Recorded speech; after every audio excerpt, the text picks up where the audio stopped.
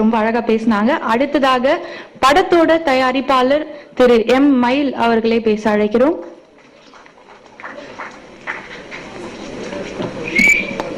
எல்லாருக்கும் வணக்கம்.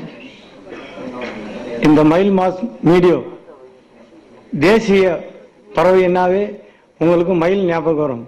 ஆனா இந்த தமிழ் கலைத்துறையில இந்த மயில் அறிமுக செய்த என்னுடைய நண்பன் பாண்டியன் அவர்களுக்கும் அண்ணன் கேமராமேன் ராஜதுரை அவர்களுக்கு தான் நன்றி தெரியணும்.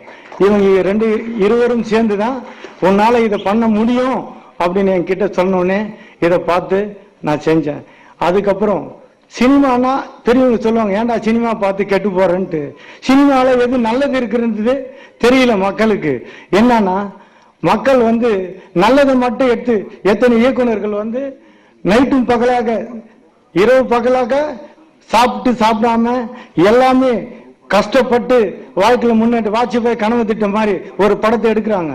அந்த படத்துல நல்ல கேரக்டர் மட்டும் எடுத்துக்கினா நம்ம ஹீரோ ஆகலாம், இல்ல கெட்டதை நினைச்சு போனோம்னா ஜீரோ ஆகி போறோம் நம்ம.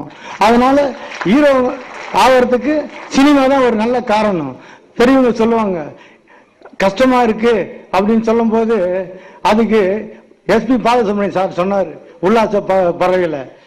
அதுல என்ன சொன்னாருன்னா, கஷ்டமா இருக்குண்ணா அப்பா அப்படின்னு சொல்லுவான் பையன். அதுக்கு சொல்லுவாரு, டேய் சாமி தோல் தூக்கி போகும்போது தோல் வலிக்குண்டா, அந்த தோல் வலி இப்ப தெரியாது, கொஞ்ச நாள் பார்த்தாண்டா சாமியினுடைய பலன் தெரியுன்ட்டு.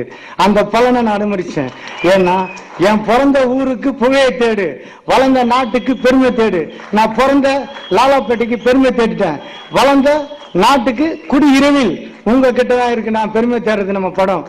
இந்த வாய்ப்புக்கு வெற்றி கொடுத்த எல்லாருக்கும் நன்றி.